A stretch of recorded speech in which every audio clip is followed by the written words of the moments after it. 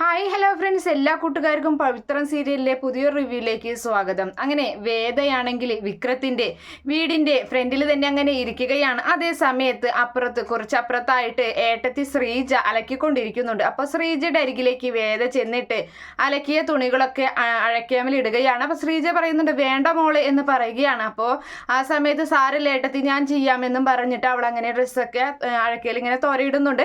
അപ്പോൾ ആ സമയത്ത് അമ്മക്ക് ഇത് കാണുകയാണ്. അങ്ങനെ ആ സമയത്ത് തന്നെ അവിടേക്ക് ഒരു സ്ത്രീ വരികയാണ്, ഒരു ചാക്ക് ചാണാപ്പൊടിയുമായിട്ട്. അപ്പോൾ മാഷ് പറഞ്ഞായിരുന്നു ഇതിവിടെ കൊണ്ടുവയ്ക്കാനായിട്ട് എന്ന് പറഞ്ഞിട്ട് അത് അവിടെ കൊണ്ടുവയ്ക്കുന്നുണ്ട്. അതുപോലെ തന്നെ വേദയുടെ വിശേഷങ്ങളും ചോദിക്കുകയാണ്. അപ്പോൾ വന്ന ഉടനെ തന്നെ പണികളൊക്കെ എടുത്തു തുടങ്ങിയോ എന്നൊക്കെ ആ സ്ത്രീ ഇങ്ങനെ ചോദിക്കുന്നുണ്ട്. അപ്പോൾ ആ സ്ത്രീക്ക് ഇന്ന് പണിയില്ലേ എന്നൊക്കെ, ജോലിയില്ലേ എന്നൊക്കെ ചോദിക്കുന്നുണ്ട് നമ്മുടെ കമല. അപ്പോൾ കമല പറയുന്നുണ്ട് ഇല്ല, ആ ഒരു പണിക്ക് ഞാൻ പോകുന്നില്ല, ഇപ്പം തൊഴിലുറപ്പിനാണ് പോകുന്നത്, അതിൻ്റെ ഇടയിൽ നിന്നാണ് വന്നത്, എന്നാൽ പോകട്ടെ എന്നും പറഞ്ഞ് അങ്ങനെ പോവുകയാണ്.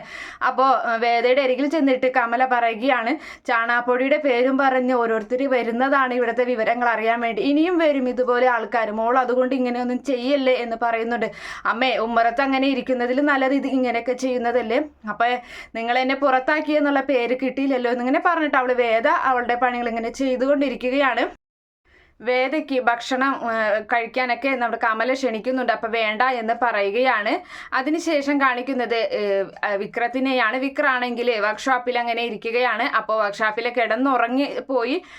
അപ്പോൾ അവരെല്ലാവരും മറ്റു ഫ്രണ്ട്സ് എല്ലാവരും കള്ളിങ്ങനെ കുടിച്ചുകൊണ്ടിരിക്കുന്നുണ്ട്. അപ്പോൾ അവൻ അവിടെ ഇങ്ങനെ ഒരു കസേരയിൽ കിടന്നിങ്ങനെ കിടന്നുറങ്ങുകയാണ്. ആ സമയത്ത് വേദ അങ്ങോട്ട് വരുന്നുണ്ട്. അപ്പോൾ വേദ വരുന്നത് കാണുമ്പോൾ മറ്റുള്ളവർ ആ കുപ്പിയൊക്കെ മറച്ച് വെക്കുകയാണ്.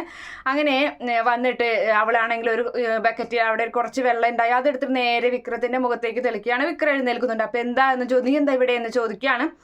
അങ്ങനെ വിക്രാണെങ്കിൽ നല്ല പച്ച തെറി തന്നെ അവളിങ്ങനെ പറഞ്ഞുകൊണ്ടിരിക്കുകയാണ്, വഴക്ക് പറയുകയാണ്.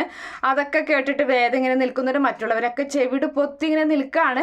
അതേ സമയത്ത് വേദ അതൊക്കെ കഴിഞ്ഞതിന് ശേഷം വേദ പറയുന്നുണ്ട്, അതെ നിങ്ങൾ എന്താ വിചാരിച്ചത്, നിങ്ങൾ ആണുങ്ങൾക്ക് മാത്രം പച്ചത്തെറി വഴങ്ങുള്ളൂന്നാണോ നിങ്ങൾ വിചാരിച്ചിട്ടുള്ളത് എന്നും പറഞ്ഞു അതിനേക്കാൾ അപ്പുറത്തെ തെറി നമ്മുടെ വേദ തിരിച്ച് പറയുന്നുണ്ട്. അത് കേട്ടിട്ട് വിക്രത്തിന്റെ കണ്ണും തള്ളി അങ്ങനെ നിൽക്കുകയാണ്. വിക്രം പറയുന്നുണ്ട്, എടി എന്ന് പറയാണ്, പിന്നെ നമ്മൾ തല്ലി തോൽപ്പിക്കണോ, കാണണോ നിങ്ങൾക്ക് എന്ന് ചോദിക്കുന്നു. നീ എന്നെ തല്ലോ എന്ന് ചോദിച്ച് വിക്രം അങ്ങോട്ട് ചെല്ലുമ്പോൾ ആ സമയത്ത് വേദ തല്ലി നോക്കുക, അപ്പോൾ കാണാമെന്നും പറഞ്ഞ് ഒരു സ്ക്രൂ ഡ്രൈവറോ മറ്റോ എടുത്ത് ഇങ്ങനെ പിടിച്ച് നിൽക്കുകയാണ്. എന്നിട്ട് വിക്രത്തിൻ്റെ കഴുത്തിൽ ഇങ്ങനെ വെക്കുന്നുണ്ട്. അപ്പോൾ ആ സമയത്ത് നീ എന്നെ എന്ത് ചെയ്യുമെന്നും പറഞ്ഞ് വീണ്ടും ധൈര്യം കാണിക്കുന്ന സമയത്ത് വേദ പറയുന്നുണ്ട്, നിങ്ങളെ ഒന്നും ചെയ്യില്ല, എൻ്റെ ജീവിതം ഇങ്ങനെ ആക്കിയത് നിങ്ങളാണ്, അതുകൊണ്ട് ഞാൻ നിങ്ങളുടെ മുന്നിൽ വെച്ച് ഇല്ലാതാകുമെന്നും പറഞ്ഞിട്ട് അവളുടെ വയറിലേക്ക് ഇങ്ങനെ ആഴ്ന്ന് കുത്തുകയാണ്. ആ സമയത്ത് അയ്യോ അമ്മേ എന്നും പറഞ്ഞ് ഞെട്ടി എഴുന്നേൽക്കുകയാണ് നമ്മുടെ വിക്രം. അപ്പം അതുവരെയും കണ്ടത് സ്വപ്നമാണ്, വേദ അങ്ങോട്ട് വന്നിട്ടൊന്നുമില്ല. അങ്ങനെ എത്ര മണിയായി എന്ന് അവരോട് ഇങ്ങനെ ചോദിക്കുന്നുണ്ട്. ഒരുപാട് നേരം വൈകിയില്ല, അപ്പോഴും ഇതുപോലെ ഇടിമിന്നലൊക്കെ ഉണ്ട്. അങ്ങനെ അവൻ ബൈക്കും എടുത്തിട്ട് പോവുകയാണ് വീട്ടിലേക്ക്. അതേ സമയത്താണെങ്കിൽ വീട്ടിൽ അതായത് നമ്മുടെ വിക്രത്തിനെതിരെ പ്രവർത്തിച്ച ഗുണ്ടകൾ, ശ്രീനിവാസന്റെ എതിരെയുള്ള ആൾക്കാർ, അവർ ഈ വേദയെ തട്ടിക്കൊണ്ട് പോകാനുള്ള പദ്ധതികളൊക്കെ ഇടുന്നുണ്ട്. എന്നിട്ട് ശ്രീനിവാസന്റെ ഗോഡൌണിൽ തന്നെ കൊണ്ടുവന്നിടാനും, അങ്ങനെ ആ ബോഡി അവിടെ കൊണ്ടുവന്നിട്ട് കഴിഞ്ഞാൽ ഇലക്ഷൻ അവൻ തോറ്റുപോകുമെന്നുള്ള ഇങ്ങനെ കാര്യങ്ങളൊക്കെ അവരിങ്ങനെ ആലോചിക്കുന്നുണ്ട്. അങ്ങനെ 3 ഗുണ്ടകൾ വിക്രത്തിന്റെ വീട്ടിലേക്ക് വരികയാണ്. വേദ അപ്പോഴും ഉമ്മർത്ത് തന്നെ രാത്രി ഒറ്റയ്ക്ക് ഇരിക്കുകയാണ്.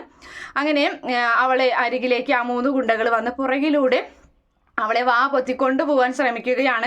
അതേ സമയത്താണെങ്കിൽ ശ്രീജ ഈ ഒരു കാഴ്ച ജനലിൻ്റെ ഇടയിൽ കൂടെ കാണുന്നുണ്ട്. അമ്മേ ഓടിവായു എന്ന് പറയണം. അപ്പോൾ അവിടെയുള്ളവരെല്ലാവരും ഭക്ഷണം കഴിക്കാൻ ഇരിക്കുകയായിരിക്കും. അങ്ങനെ ശ്രീജയും കമലവും ഏട്ടനും മറ്റേ ഏട്ടത്തിയും എല്ലാവരും കൂടി ഓടി വരികയാണ്. അങ്ങനെ കമലാണെങ്കിൽ അവിടെ ഇരുന്നൊരു ചൂലും, അതുപോലെ തന്നെ ഏട്ടത്തിമാർ 2 പേരും ചട്ടകവും അതുപോലെ കയ്യിലും അങ്ങനെയുള്ള സാധനങ്ങളോടൊക്കെ ഇടിക്കുന്നുണ്ട്. മൂത്ത ഏട്ടനും നല്ല അടി കൊടുക്കുകയാണ്. അങ്ങനെ എല്ലാവരും ചേർന്ന് ആ 3 ഗുണ്ടയെ അവിടെ നിന്ന് നാട്ടി ഓടിക്കുന്നുണ്ട്. അവരാണെങ്കിൽ ഓട്ടോയിൽ ഓടി രക്ഷപ്പെടുകയും ചെയ്യുകയാണ്. അങ്ങനെ നമ്മുടെ കമലം അവളെ അങ്ങോട്ട് ചെന്നിട്ട് ഓടി ചെന്ന് കെട്ടിപ്പിടിക്കുകയാണ് വേദയെ. എന്നിട്ട് വേദയോട് പറയുന്നുണ്ട്, മതി മോളെ, ഇനി മോൾ ഇവിടെ നിൽക്കണ്ട എന്നും പറഞ്ഞിട്ട് അവളെ അകത്തേക്ക് ക്ഷണിക്കുന്നുണ്ട്. അവളാണെങ്കിൽ വലതുകാല് വെക്കാൻ നിൽക്കുന്ന സമയത്ത് തന്നെ അവിടെ മാഷുണ്ടായിരിക്കും. അപ്പോൾ മാഷിനെ കണ്ടിട്ട് അവൾ പുറകിലേക്ക് കാല് വെക്കുന്നുണ്ട്. അപ്പോൾ പറയാണ്, നീ ഇവളുടെ കാര്യത്തിൽ എന്ത് തീരുമാനം എടുത്താലും എടുത്തില്ലെങ്കിലും പക്ഷെ ഇനി മുതൽ ഈ കുട്ടി ഈ മുറ്റത്ത് കിടക്കാൻ ഞാൻ സമ്മതിക്കില്ല എന്നും പറഞ്ഞ് കമല മാഷിനോട് ധൈര്യത്തോടെ അങ്ങനെ ഒരു കാര്യം പറഞ്ഞ് അവൾ അകത്തേക്ക് ക്ഷണിക്കുകയാണ്. അങ്ങനെ അകത്ത് കൊണ്ടുപോയിട്ട് ഭക്ഷണമൊക്കെ കൊടുക്കുന്നുണ്ട്. അതുപോലെ തന്നെ ശ്രീജയാണെങ്കിൽ ഒരു മാറാനുള്ളൊരു തുണിയൊക്കെ ഡ്രസ്സൊക്കെ ആയിട്ട് വന്നിട്ട് പറയുന്നുണ്ട്, ഇത് കഴിച്ചതിന് ശേഷം മോൾ ഈ ഡ്രസ്സ് മാറിക്കും, ഇത് ഞാൻ കഴുകിയിട്ടോളാം, മോൾ ഇട്ടിരിക്കുന്നത് ഞാൻ കഴുകിയിട്ടോളാം. അപ്പോൾ ശ്രീജിക്ക് നല്ല സ്നേഹമുണ്ട്, മറ്റേ ഏട്ടത്തിക്കാണ് ഇത്തിരി കുശുമ്പൊക്കെ ആയിട്ട് ഇങ്ങനെ ഇരിക്കുന്നത്. അതേ സമയത്താണെങ്കിൽ അവിടേക്ക് നമ്മുടെ സച്ചി വരികയാണ്.